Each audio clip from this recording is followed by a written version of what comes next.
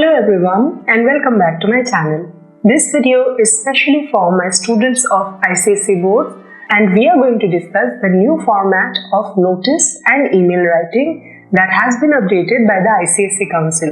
Notice and email carry 5 marks each in ICSE exam, and in order to gain that 5 marks, we have to keep a few points in mind. I'll try to keep the video as short as possible and as simple as possible for all of you. The notice must always be central aligned, and the first line of the notice will be the catchy heading or the title. The title cannot be more than 3 words. You have to keep in mind that while writing the title, you are using maximum 2 to 3 words. Moreover, the title cannot have any word directly from the question either. So whatever the topic of the notice is, you cannot write that word or that topic directly in the title. Catchy heading or title is followed by one line about the event.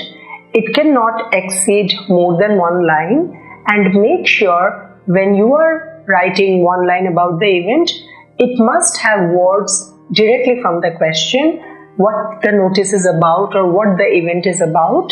And before the name of the event, if it is a school event, make sure you are using words such as annual, inter-school, intra-school, and then the name of the event.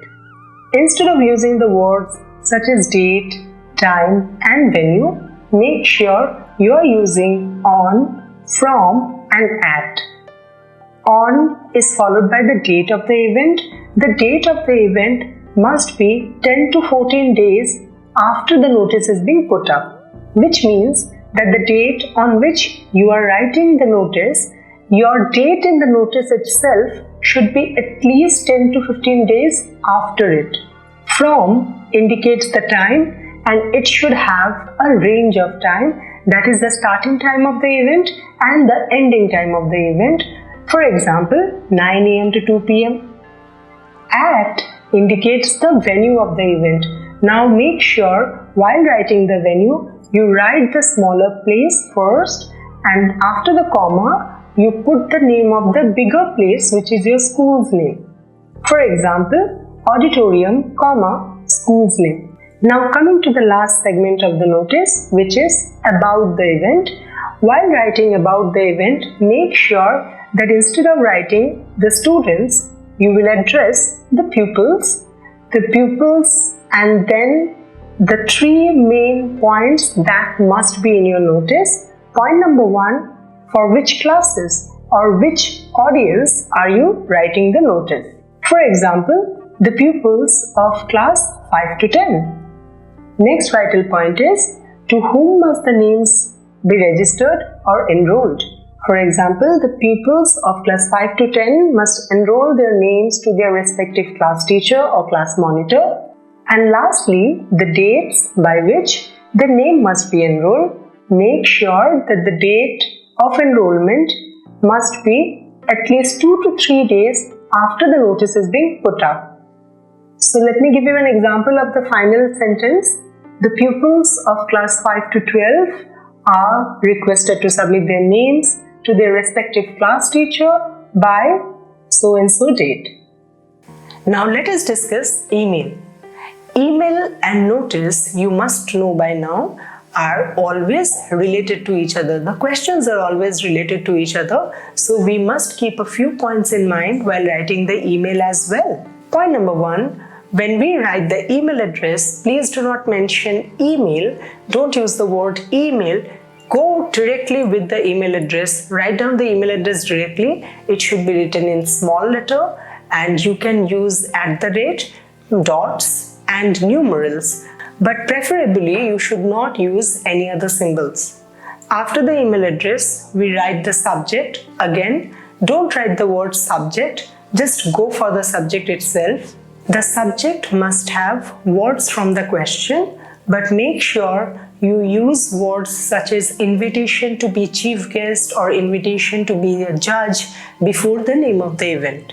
The salutation of the email will follow the formal letter style, and we will just write sir or madam.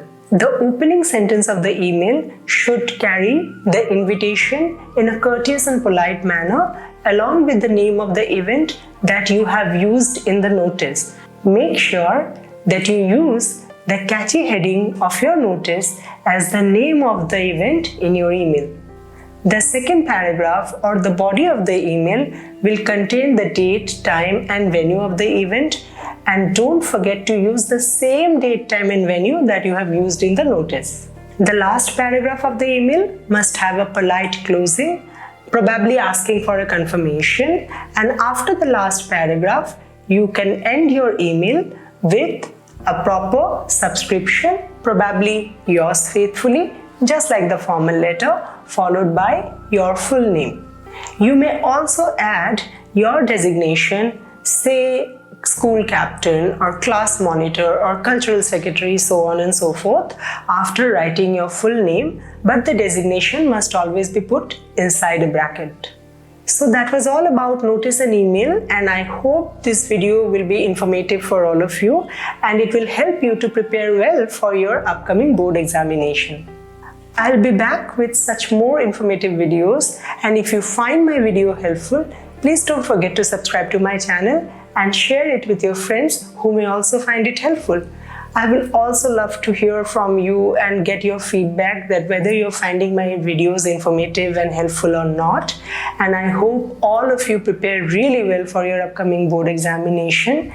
Till then, take care.